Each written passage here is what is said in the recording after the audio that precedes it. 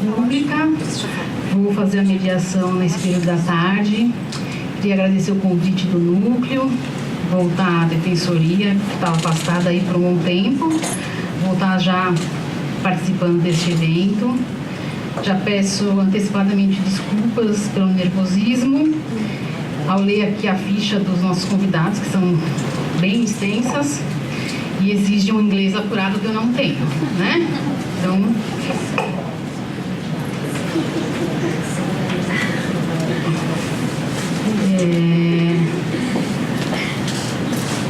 tá bom, chefinha? Vou anunciar a Márcia Nina Bernardes, doutora em Direito na New York University School of Law, em 2007, mestra em Direito pela New York University School of Law, em 2001. Né? Pode ser, né, gente? E pela Pontifícia Universidade Católica do Rio de Janeiro, em 2000. Graduada em Direito na Universidade do Estado do Rio de Janeiro, em 97. Recebeu o prêmio House Global Scholarship, concedido pela Universidade de Nova York. Pronto. Professor do programa de pós-graduação em Direito do Departamento de Direito da Pontifícia Universidade Católica do Rio de Janeiro. É coordenadora acadêmica do Núcleo de Direitos Humanos da PUC-Rio. Foi professora visitante nas universidades de Case Western Reserve University, em 2007, na Universidade de Tulane, em 2013, na Universidade da Flórida, em 2012, e Externato de Colômbia, também em 2012. Faz parte da rede de acadêmicos e acadêmicas latino-americanos em gênero, sexualidade e direito. Líder do grupo de pesquisa Gênero, Democracia e Direito, inscrita no diretório do CNPq. Suas áreas de interesse de pesquisa são Direito Internacional dos Direitos Humanos, Gênero e Direito, Inclusão Política e Teoria Democrática. Nossa. Uma salva de palmas, gente.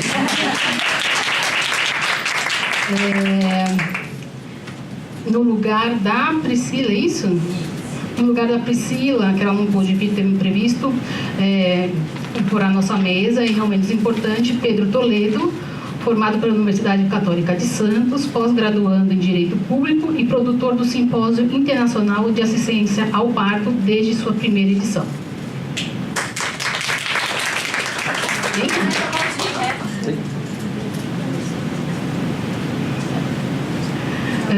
E por último, Luísa Mialik Lima, obstetriz pelo curso de obstetrícia da USP, associada e membro da Associação de Obstetrizes da USP, realizou estágios em salas de parto em hospitais municipais de São Paulo e Itapecerica da Serra. Realizou pesquisa sobre abrigamento de recém-nascidos, de mulheres em situação de rua. Uma salva de palmas também. E para quem não conhece a Thaís é defensora pública.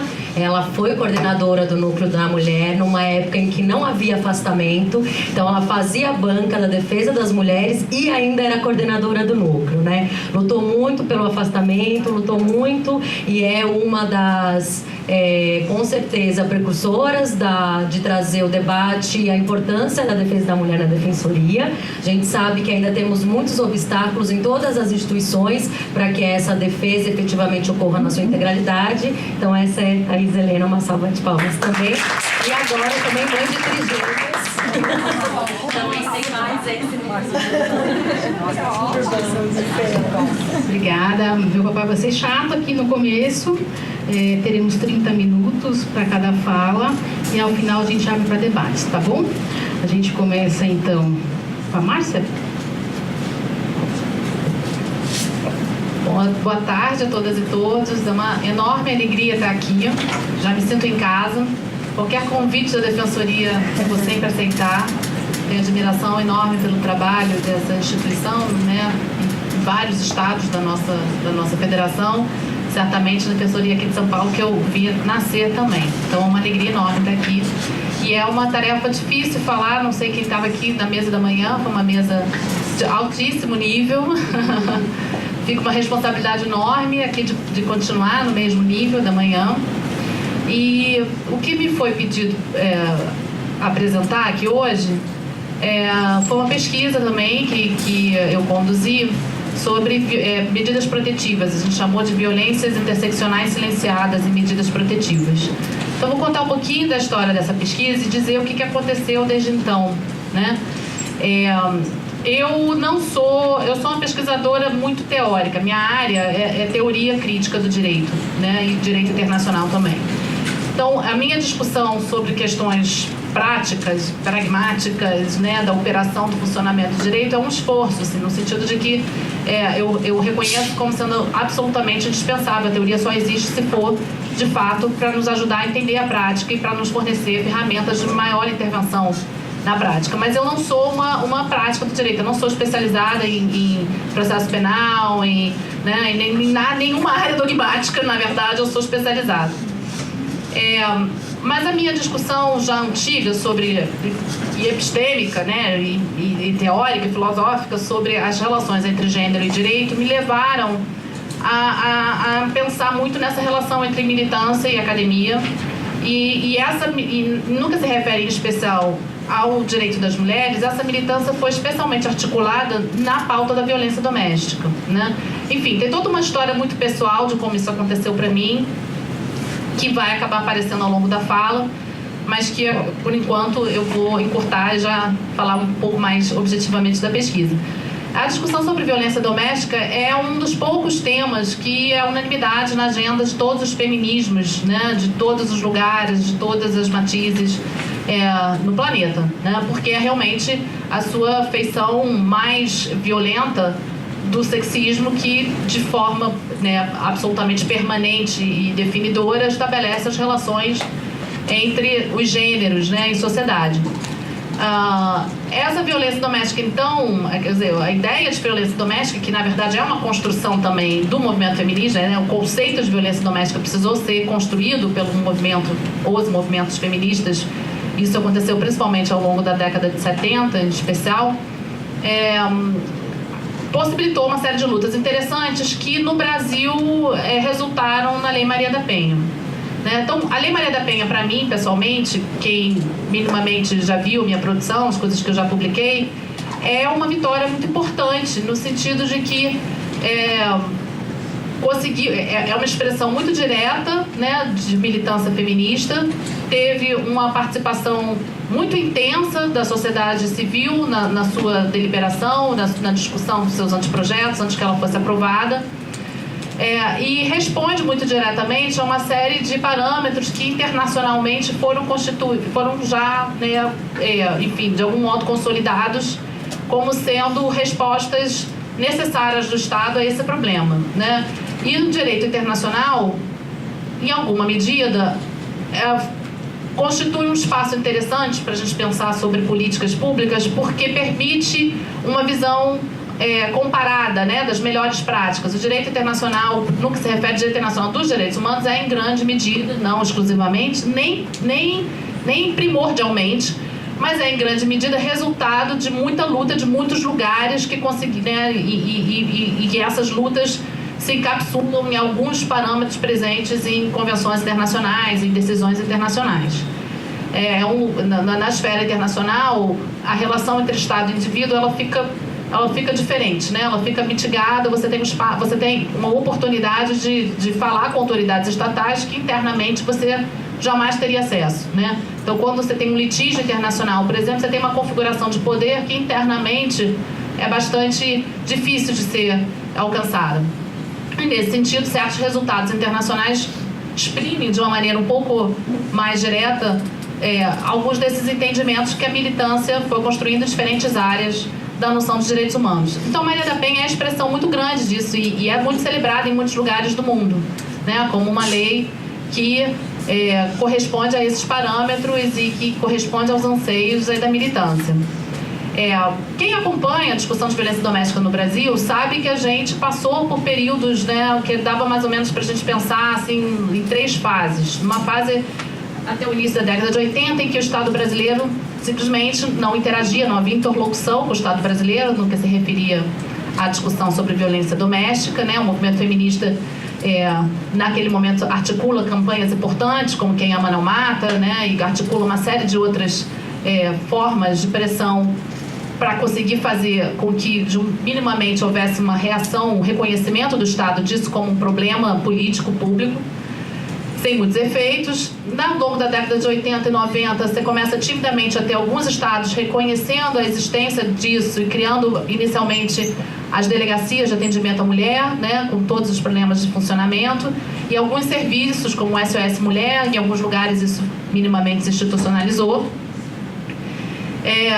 Mas a resposta mais direta, né, do reconhecimento da violência doméstica como um problema de direitos humanos que atinge a todos na sociedade brasileira, não apenas aqueles que são diretamente afetados por esse fenômeno, começa de fato no Brasil a partir da Maria da Penha. É um antes e um depois nesse sentido, né? Então, na minha visão, Maria da Penha de fato inaugura um novo momento da discussão, não só sobre violência doméstica, mas sobre sexismo de um modo geral, né? Com muitos problemas que a gente sabe que ela tem, ela subiu o patamar da discussão, né? E permitiu muitas críticas progressistas sobre os problemas, os descaminhos que aquela lei acabou, né, também gerando. E toda lei progressista, toda lei inovadora, toda lei que corresponde, né, diretamente a expectativas aí dos movimentos sociais, ela também enfrentou uma resistência conservadora e vem enfrentando cada vez mais, né? A gente precisa estar muito atento. Agora o cenário que se descortina é bastante perigoso, mas enfim, ela sempre enfrentou muitas críticas também, bem mais conservadoras, que de alguma maneira caracterizam isso que é bem conhecido, bem mapeado como sendo um backlash, né? É uma resposta negativa, é uma tentativa de frear pequenos avanços que grupos vulneráveis conseguem. Então, a história da conquista de direitos ao longo do século XX e esse início de XXI tem sido essa história de muita luta, muita resistência, muito sangue derramado, né? Alguma vitória, uma reação muito grande, né? Então é sempre esse jogo, e quando a vitória fica um pouquinho maior, a reação é maior ainda. Então as estruturas sociais que criam hierarquias entre os corpos são muito fortes, né? A gente não minimamente afetou-as ainda, mas quando há um arranhão aí um pouco mais evidente, elas reagem para de novo disciplinar aqueles sujeitos, colocar aqueles sujeitos de volta nos seus lugares, né? E a gente manter tudo do jeito como sempre foi. Então eu não estou falando dessas críticas, né? E algumas delas, que eu acho que também são equivocadas, vêm até de setores de esquerda que acham que ela é uma lei criminalizadora, etc. e tal. Eu discordo bastante dessa crítica, mas eu concordo que a sua implementação tem sido através de uma ótica criminalizadora, né? Ainda que eu entenda que seja possível resgatar a Maria da Penha desse processo de criminalização. Ela tem, enfim, uma série de inovações em termos de técnica legislativa, né? Ela cria competência mista, que não aconteceu, ela cria a concessão do Mato Grosso, ela cria uma série de serviços especializados que está acontecendo de forma melhor ou pior, dependendo da vontade política em cada comarca, em cada estado, né? Ela fala de medidas de prevenção, ela fala de medidas, né, relativas à constituição da rede, fortalecimento da rede de atendimento, e ela fala também de medidas protetivas de urgência, que são algumas que, para mim, são a maior novidade e maior conquista que essa lei trouxe, né? Ok. Então, essa lei nos interessou, a mim e o meu grupo de pesquisa. Eu conduzi inicialmente essa pesquisa com 2 colegas e um grupo de alunos, né? Com a professora Adriana Vidal e o professor Rodrigo Souza Costa. A Adriana Vidal é da PUC também, minha colega na PUC, e o Rodrigo é professor da UF. A gente resolveu examinar o primeiro contato dessas mulheres com o Estado, que seria através da medida protetiva de urgência, né? Como é que o Estado responderia ali, inicialmente, aquele relato de agressão. E aí a gente leu 322 medidas protetivas de urgência no Estado do Rio de Janeiro, que foram definidas em 3 juízos diferentes, tá? Ao longo de mais ou menos... Na verdade, a metodologia foi a metodologia possível de acesso aos cartórios. Cada cartório a gente funcionou de um jeito, de acordo com o que o juiz determinava. Mas, de um modo geral, a gente leu 10% dos arquivos de cada um daqueles cartórios no momento em que a gente teve acesso, né? E a gente quis reunir uma série de perguntas, quis reunir uma série de dados que nos ajudasse a responder algumas perguntas que eram importantes assim, em 2012 e 2013. Então, em 2013, a gente começou de fato essa pesquisa. Quando o livro estava pronto, em 2016, a Maria da Penha estava fazendo 10 anos e uma série de pesquisas foram produzidas em 2015 e 2016 sobre a implementação dela. E algumas muito importantes e que realmente tocavam em pontos que não podem ser negligenciados, em especial essa famosa no mapa da violência, né, que nos exige a todos rever essa discussão. Eu sempre trabalhei com o conceito de raça, mas o conceito de raça não era uma ferramenta analítica, né? Não era uma lente através da qual eu enxergava os objetos que eu estava me propondo a discutir ali. E nesse momento ficou muito evidente isso. Não dá para a gente não olhar para a questão do gênero como sendo, desde o início, imbricada na discussão do racismo estrutural, né? Então, na verdade, já sabia disso antes, mas essa pesquisa me impôs, né? Eu fiz um esforço grande de leitura de autos e a gente não tinha tratado do elemento, né, dessa forma de produção, de subordinação, de maneira autônoma e nem mesmo constitutiva da pesquisa. E aí a gente segregou os dados a partir do perfil das vítimas, né? E a gente selecionou dessas 322, desses 322 procedimentos, a gente selecionou 178 que se referiam a vítimas que tinham ou preenchido, né, lá no boletim de ocorrência a sua raça, dizendo que era negra ou parda, ou ao longo da narrativa havia essa declaração. E aí tem algumas coisas que, antes de eu falar dos resultados, eu acho que eu queria retomar um pouco o que de manhã você falou, em especial que a Dina falou bastante, sobre essa discussão do projeto de democracia, né, que nós estamos, de fato, implementando aqui no Brasil. Qual é a ideia qual é o projeto político mesmo aqui no Brasil? E a gente não precisa falar desse governo agora, a gente pode falar de absolutamente todos os outros, né, e eu não estou de modo algum dizendo que o que vem por aí é igual ao que a gente teve. De modo algum estou querendo... obviamente o que vem por aí sinaliza em direções assim, muito graves, muito brutais, que vai exigir toda a nossa criatividade, toda a nossa resistência. Mas enfim, não dá para dizer que esse é um problema de governo, isso é um problema estrutural da sociedade brasileira, né? Qual é o projeto político que nós, como sociedade, estamos colocando em questão?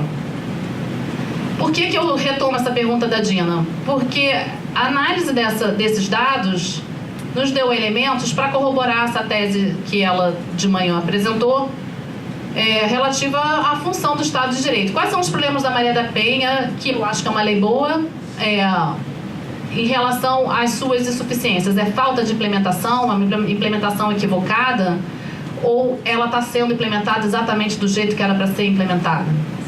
O Estado de Direito, quando a gente o confronta, as noções do Estado de Direito, quando a gente confronta com essa realidade profundamente desigual e violenta, qual é o nosso diagnóstico? O Estado de Direito está deficiente, ele não está funcionando, ou ele está funcionando exatamente como ele foi feito, para o que ele foi feito para funcionar? E aí eu retomo, né, uma frase que sintetiza muito, foi formulada, não é minha, eu acho ótima, não é minha, de um amigo, do Zé Ricardo Ferreira, que ele, quando fala desse problema, ele diz: algo que foi feito para não funcionar, quando não funciona, funciona, né? Então, o Estado de Direito, até essa verdade, me parece que a Dina muito eloquentemente nos apresentou de manhã, realmente se comprova a partir dos elementos que a gente encontrou, de que esse Estado, ele funciona de maneira completamente diferente diante dos corpos diferentes, né? Alguns ele pretende disciplinar e confinar, outros ele pretende proteger e resguardar. Então, quais são esses dados, né, que a gente achou ali na nossa pesquisa? A gente lendo as medidas protetivas, eu não sei mexer nisso. Pronto, foi. A gente lendo as medidas protetivas, a gente encontrou 5 contextos mais recorrentes. Aí eu fiz isso com Mariana Belloni Braga, que é uma mestranda brilhante que eu tenho, está defendendo a dissertação agora. A gente que fez esse novo olhar, a gente recortou da base de dados que a gente tinha, a gente recortou para fazer essa análise. Então a gente percebeu que quando se referia às mulheres negras e pardas, havia 5 contextos muito recorrentes, né, em que a violência acontecia e que eram absolutamente invisíveis para o Estado. Isso que era muito impressionante, né? Então, a usurpação do patrimônio dessas mulheres pelos seus agressores, ameaças e agressões nos locais de trabalho, conflitos relativos aos cuidados dos filhos, disputas acerca da posse e propriedade dos locais em que residem e conflitos decorrentes da dependência química dos agressores, né? Todos esses contextos, eles apresentam um caráter patrimonial muito evidente, um caráter econômico muito evidente, que o sistema de justiça simplesmente não consegue dar conta na nossa análise. Então a gente pegou, uma das coisas que foi muito marcante para a gente é um descompasso enorme entre a narrativa presente nas medidas protetivas, que não era nem uma narrativa em primeira pessoa, né, porque quem preenche lá os formulários são os agentes de polícia, não são as vítimas diretamente, mas ainda assim havia um descompasso enorme entre a narrativa delas e o tipo penal, em que aquela violência era classificada e a medida protetiva deferida. Alguns exemplos, só para ilustrar. Então, com relação a esse primeiro contexto, né, os nomes são fictícios, eu vou contar rapidamente a história da Nadir. A Nadir já estava separada, né, do ex-marido, que a relação já era abusiva há bastante tempo, e ele recorrentemente furtava coisas dela para vender. Até que um dia ele invadiu a residência dela, furtou fogão e geladeira. Ela era auxiliar de serviços gerais e ela fazia comidas, né, quitutes para completar a renda. Então, não sabia como ia comprar outro fogão e outra geladeira, isso tudo ela conta, né? E ficou sem a possibilidade de fazer as comidas que ela fazia. A classificação, né, jurídica dessa narrativa foi exercício arbitrário das próprias razões. Artigo 354 do Código Penal. E a medida protetiva deferida foi a medida protetiva de não aproximação e não contato, quando existe a previsão de devolução de bens, né, que não simplesmente foi ignorado. Num outro caso da Thaís, ela também é auxiliar de serviços gerais, também teve a casa invadida pelo ex, que estava inconformado, ele quebrou tudo, a eletrodoméstica ameaçou sua vida. Olha a capitulação. Arremesso de coisa. Essa foi a tipificação dada para aquela narrativa. Arremesso de coisa. Né? E a medida protetiva também foi não aproximação, de modo geral é essa que é deferida, não aproximação, às vezes afastamento, etc. E são muitos os outros casos em que há esse descompasso enorme. Teve um outro caso importante, eu tirei, eu botei aqui. Um outro caso de uma moça, né, que tinha um filho com um agressor, e quando a violência começou, porque ela foi cobrar dele, do pai da criança, dinheiro para fralda, alimentação. E ela foi muito severamente agredida, ela ficou muito machucada.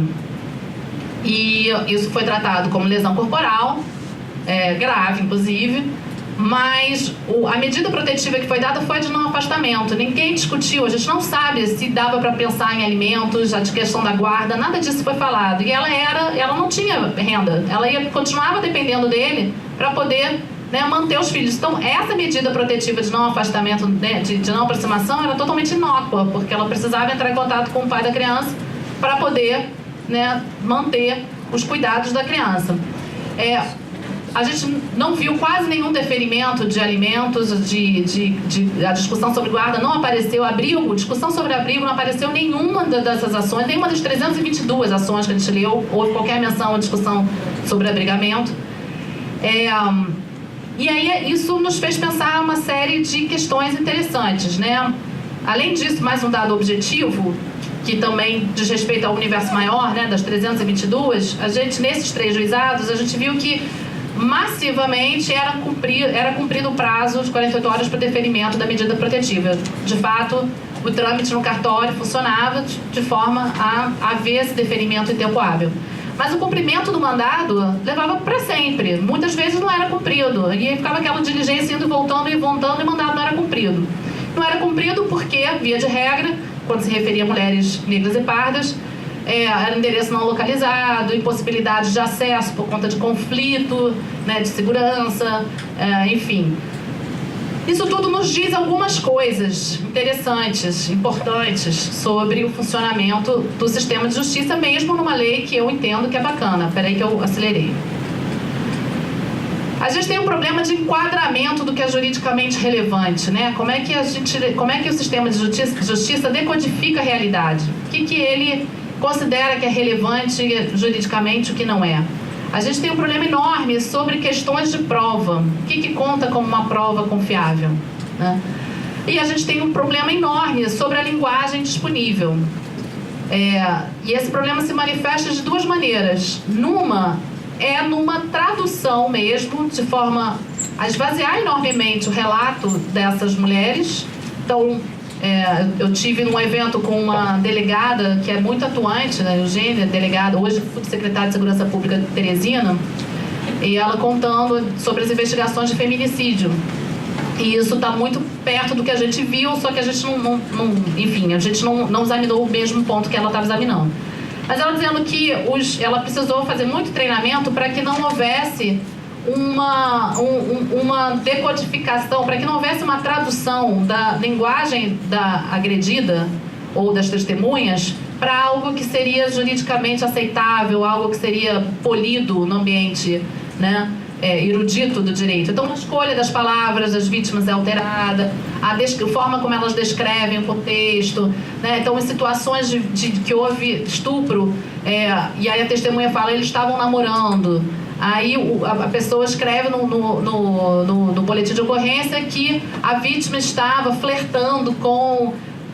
Não estava, ela estava sendo assediada, né? A linguagem que foi usada, se botasse namorando no boletim de ocorrência, talvez você conseguisse entender melhor o que estava acontecendo ali, né? Todo o procedimento investigatório, na verdade. Então tem um problema mesmo de que a linguagem... Tem uma linguagem que a gente no direito acha que é apropriada, a gente não aceita uma outra linguagem, e essa linguagem não é compreensível, não é inteligível para a maior parte, né, das mulheres vítimas de violência.